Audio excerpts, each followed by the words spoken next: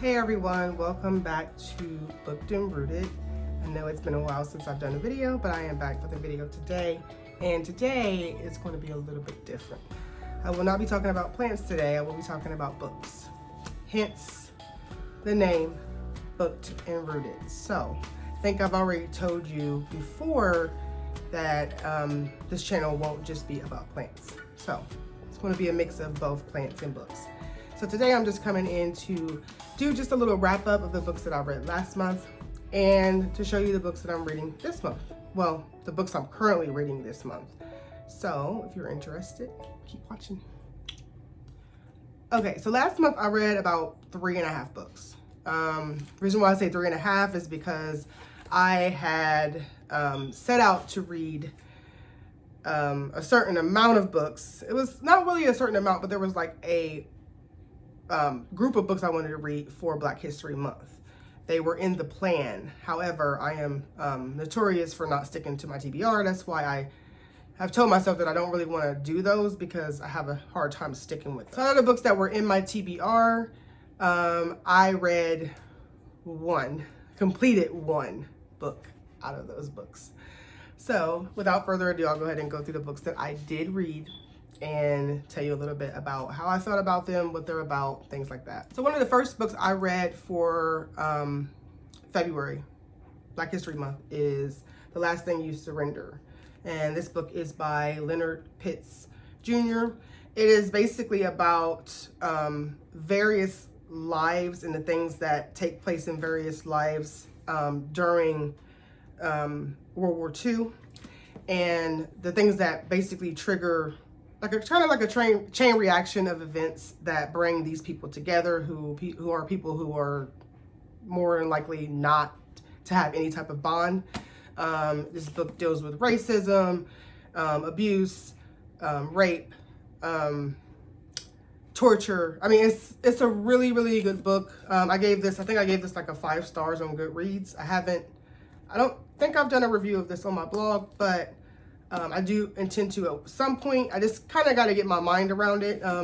It was a really good book. I listened to most of it on audio, but just even still, I mean, this would be a good read even not on audio. It's 500 plus pages, so it's a fairly decent sized book.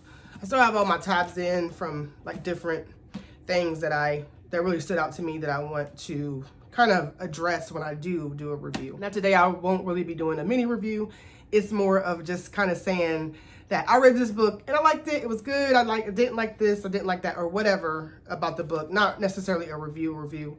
I don't really want to get into doing reviews because I don't really think that I express how I really feel about books. I don't think I have a good way of doing that when I do a review. So that's why doing a review, I kind of shy away from it. I'm kind of intimidated by doing reviews just because I don't always feel like I am able to really express exactly how I feel about the book.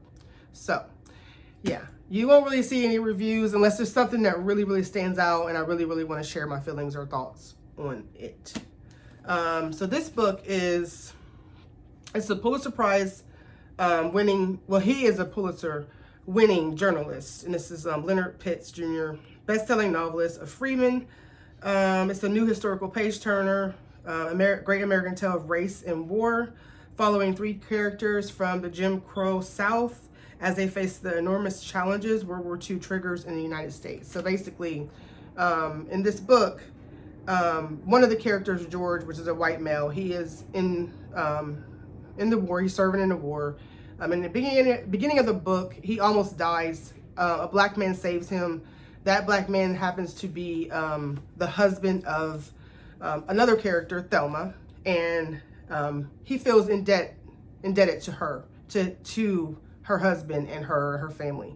So he goes and he tries to, kind of form a relationship with her to an extent, as much as he can, knowing that they're in the, like I said, like it says, the Jim Crow South of Mississippi.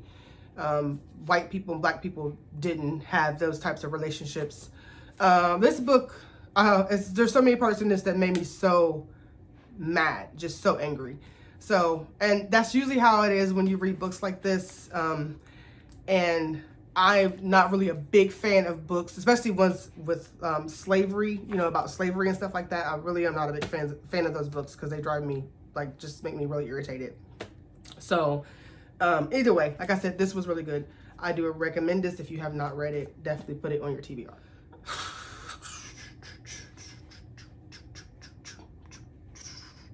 So the next book I read, and I did do a review of this on my blog, Mr. Loverman by Bernardine Evaristo.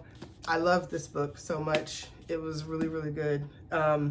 It's basically about a older man. He's in his, I think, 70s, and he has been living a lie pretty much his whole life. He has a wife, 2 daughters, and his wife is miserable because he goes out and drinks all night, stays out all night, and does these things that, you know, at that age, at the age that he is, you think by then he would slow down, but he hasn't, and he's just ridiculous. He doesn't accept any, like, responsibility for his behavior. He doesn't hold himself accountable. He doesn't apologize. He doesn't think he does anything wrong. He's very narcissistic, but he's very, very funny at the same time. He's also gay. So that's that is the thing, the reason why he is kind of pulling away from his family.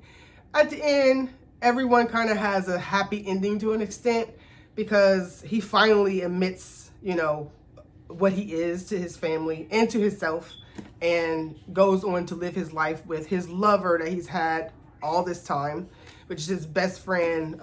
What was his name? His name is Barry, or Barrington Jedediah Walker. His best friend, what is his best friend's name? Morris, his best friend Morris. So he finally goes and lives his life with Morris, and his wife goes, you know, she starts to really take care of herself and finds love with someone else, and it ends up turning out to be a happy ending, so to speak.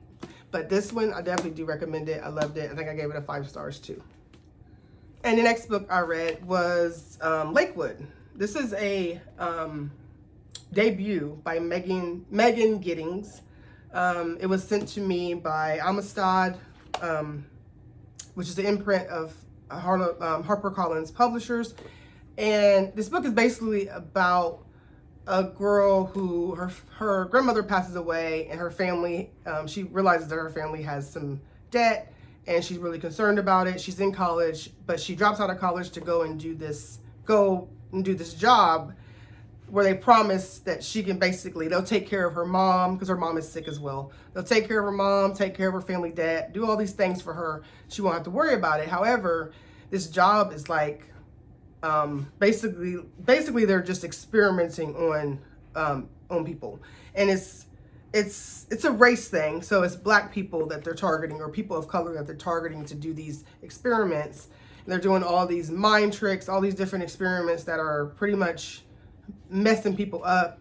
They're doing all this experimentation with the water in the city that they live in, which is called Lakewood, or Lakewood is close to where they live, but it's actually in Michigan. So it's kind of a nuance to the water crisis in Michigan as well.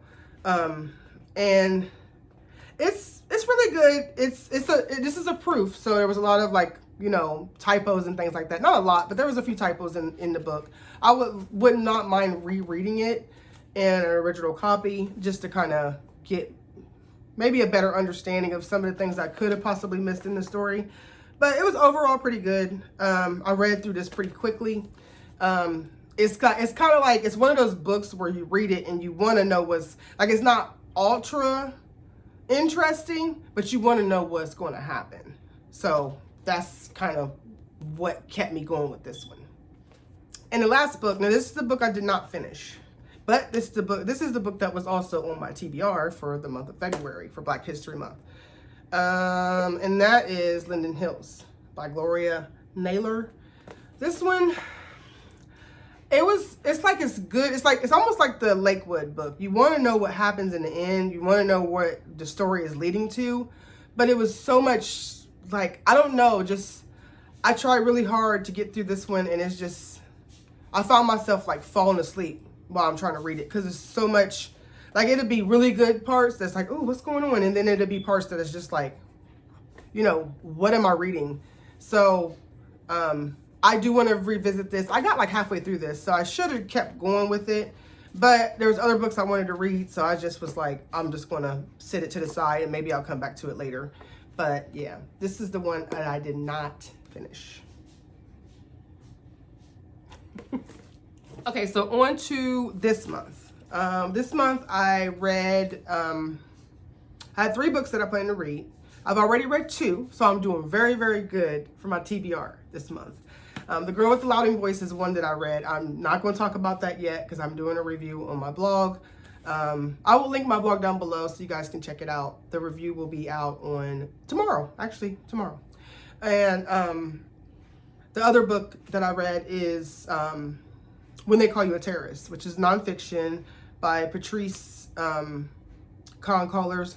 Oh, it was really, really good. That book really... Like, initially I had a hard time reading it, like probably the first half of the book. I felt like, am I going to be able to get through this book? Because I was like in tears at so many moments in that book. So yeah, it's a good one. If you have not read that one, definitely recommend it. I did a review on that on my blog too. Like I said, I will link my blog down below. So the other book that was in my TBR for this month is True Vine.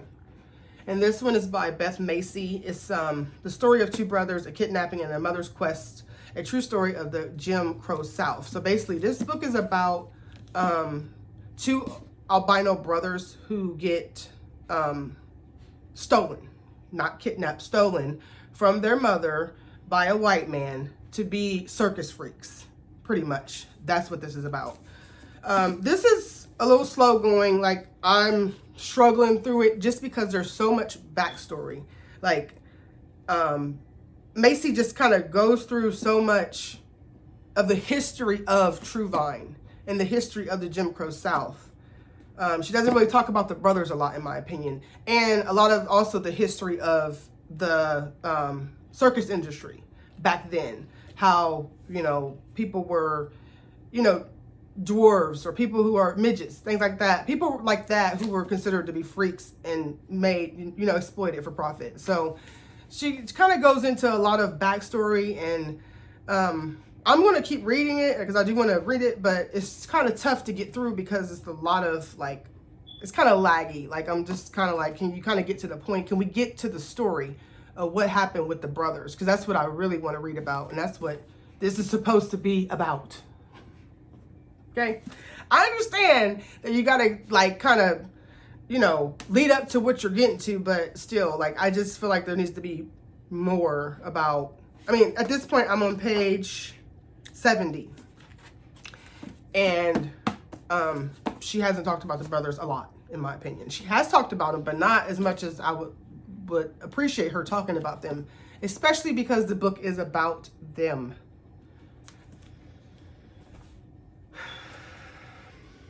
Next book that I'm reading, and this is just something, I just picked this book up from my library, my home personal library. The Air You Breathe by Frances de Pontes Peebles. This one is basically about friendship. It's like a romance, fate, envy, pride, just these 2 friends who come from 2 different sides of the world, 2 different parts of the world. One is rich, privileged, one is poor, and impoverished. So basically that's what this is about, but it's about their bond, and their bond from the time that they meet as children till the time that they grow up as adults. It kind of reminds me of, not the story itself because I just started it, but the premise kind of reminds me of My Brilliant Friend. And I read that book like 2 months ago. That book was it was tough. Like, it was just boring. Like, it was boring. Yeah. I read it, and then I started listening to it on audiobook, and I got through it, but I didn't. I don't know. And there's 3 other books that go with that book, with that series. And I don't know. I have them all, but I don't think I'll be able to do it. I don't know. I have heard that the other ones are better because they start to go more into their adult life and teenage life. Well, the first one is into their teenage life, But the other books start to go more into their adult life, so it gets a little more interesting. So we'll see. But that's it. That is what I've been reading. That's what I've been up to as far as my reading is concerned. I do want to come in and do more videos about the things I'm reading and things like that. Like I said, I don't really want to get into reviews, so it's kind of hard for me to figure out things that I can talk to you about when it comes to books. But if you guys have any ideas, definitely leave that down below. And if you like this little like kind of ad-lib type of review opinion about books thing that I'm doing right now, let me know, because it's not really, it's just basically my basic thoughts about the book. So it's nothing, no like really concrete where I'm sitting down thinking about what to write about the book or what to say about the book. So if you guys are interested in that, let me know. And thank you so much for watching. Bye.